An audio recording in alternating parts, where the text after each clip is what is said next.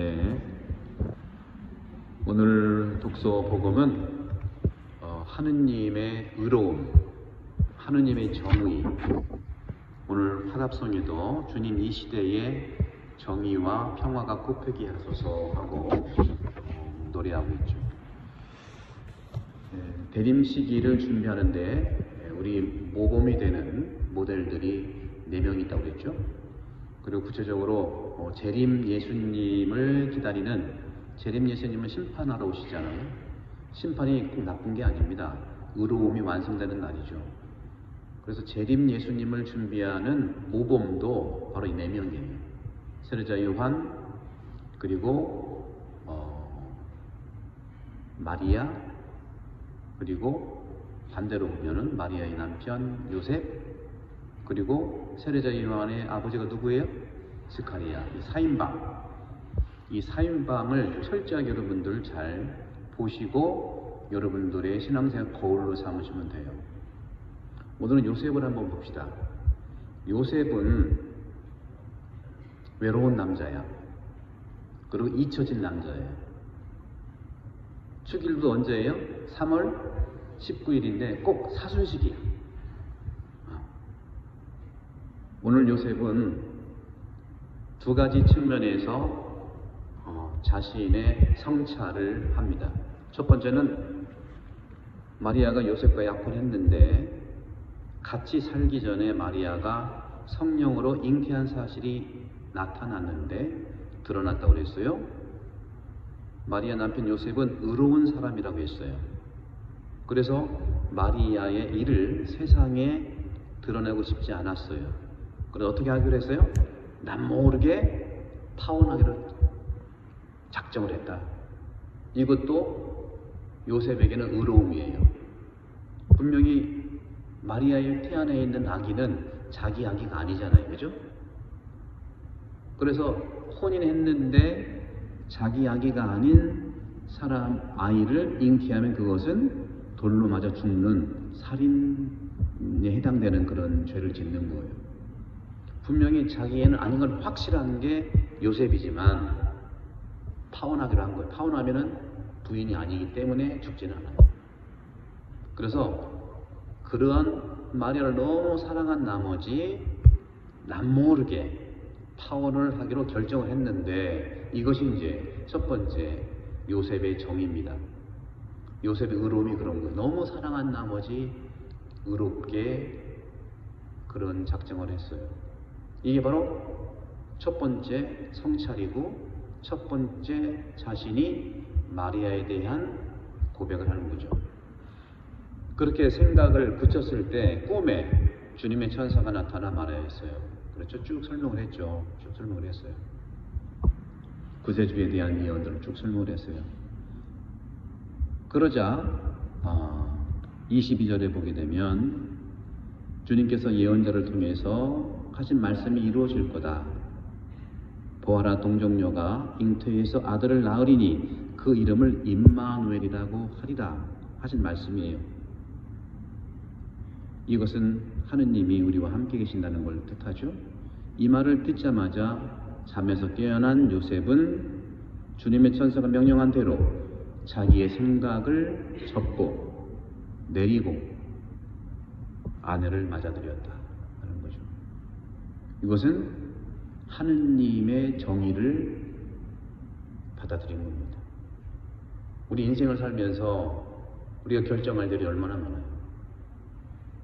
결정은 그래서 성찰이라고 하는 것은 이렇게 중요한 거예요. 우리가 매번 수천 년 동안 우리 가톨릭 교우들이 미사할 때 네타시오를 하면서 생각과 말과 행동 그리고 자주 의무를 소홀히 한 거를 성찰하는 거예요. 그 죄를 반성합시다 했지만 반성이라는 말이 요즘에 너무 자기를 이렇게 좀 학대하는 것 같아서 그런데 성찰로 바꾸셔야죠. 성찰은 뭐예요? 성찰의 핵심은 하느님이 나한테 하신 말씀 그리고 상대방이 나한테 한 말을 반응하는 내 모습을 바라보는 게 성찰의 가장 핵심이에요. 그러니까 내가 나를 잘 몰라요. 왜? 여러 가지 이유로 그래요. 이것은 그리스 시대 때 소크라테스도 그랬고 알렉산드리아 학파 지혜 학교가 있거든요. 모든 그리스의 지혜 학교에서 첫 번째 중요한 교육 목표가 너 자신을 알라는 거예요. 자신을 아는 것이야말로 최고의 지혜라는 것이죠. 그것을 예수님이 말씀하시는 것이 아니고 바로 나 자신을 알라고 하는 것이 가장 하느님이 나를 만들어 놓으신 나를 얼마나 하느님 모습을 닮았고 존엄하고 존귀한지를 들여다보라는 거예요. 그런 것처럼 성찰의 핵심은 자신을 아는 것은요 뭐냐? 하느님이 나한테 하시는 말씀과 상대방이 나한테 하는 말씀이나 행동에 내가 반응하는 것을 잘 봐야 되는 거예요. 그게 나를 아는 거예요. 우리는 되게 남들은 잘 보여. 이거 하고 오해하고 없는 말도 좀 이렇게 섞어서 얘기하고 하는데 그것을 방향만 바꿔서 자기한테 들여다보라는 거. 그러면 여러분 대박 구원받습니다. 한국 사회도 마찬가지예요.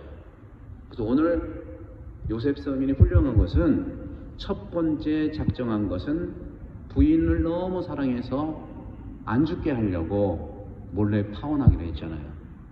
이것은 인간적인 정의예요. 인간의 사랑에 기초한 정의. 이거 굉장히 훌륭한 거예요. 그런데 더 훌륭한 것은 자기 생각을 내려놓고 하느님의 말씀에 따라서 받아들이는 거. 그러니까 인간의 정의가 있고 하느님의 정의가 있는데 인간의 정의와 하느님의 정의는요 되게 반대로 생각하시면 돼요.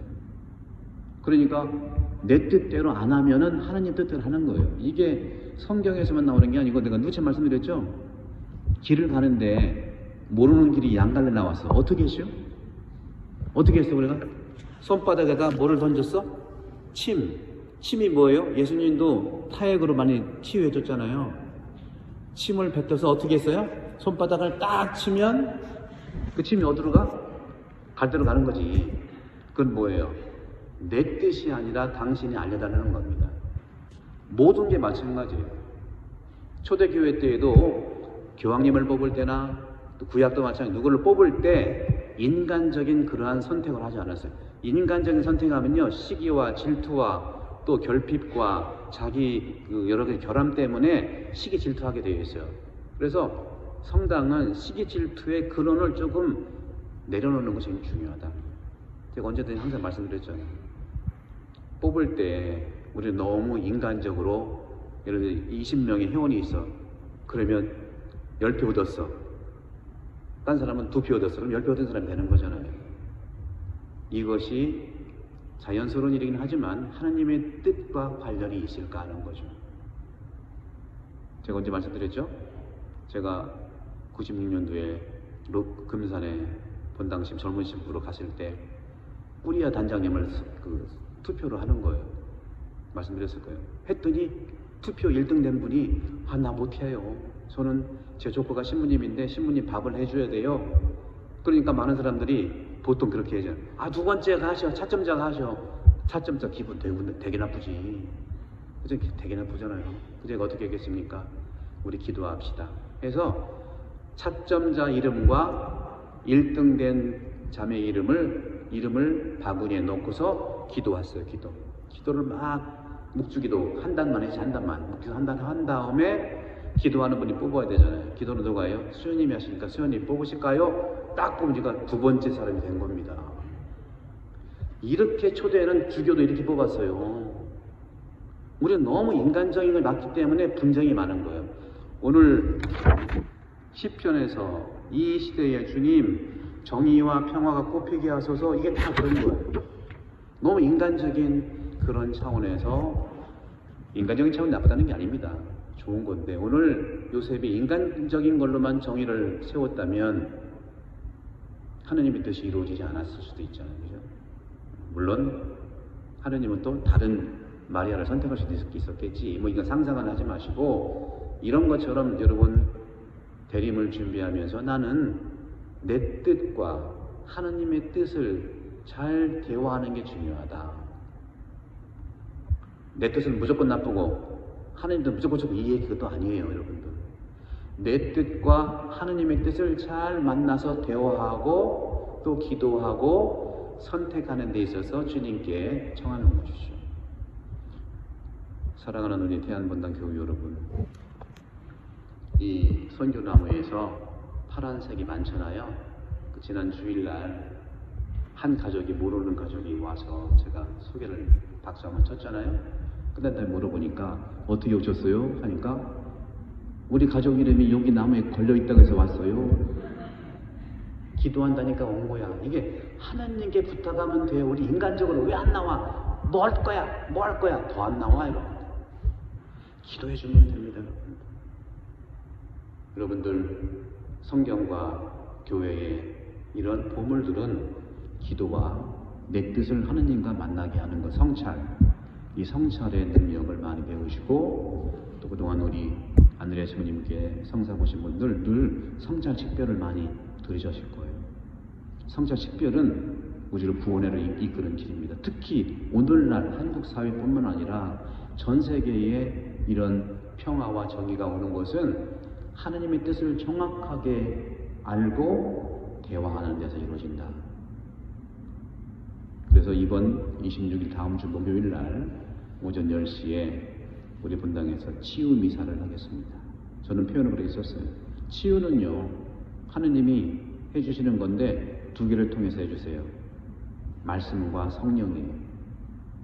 그래서 말씀학교에서 말씀을 만날 때도 치유가 일어나고, 또 우리가 성령으로 인해서 또 치유가 일어나는 겁니다. 그래서 12월 26일 날 여러분 아픈 모든 분들 모시고 오세요. 육적으로 아픈 분들, 영적으로 아픈 분들, 또 마음으로 아픈 분들 모두 모시고 오세요. 신부님께서, 그리고 저도 같이 있을 건데 신부님께서 치유 대미사를 함께 봉헌하도록 하겠습니다. 오셔서 여러분들 진정으로 24년에 묵었던 모든 아픔들이 있다면, 또 주님 안에서 해결해야 할 것이 있다면 그날 오셔서 은혜 가득 받으시기를 바랍니다.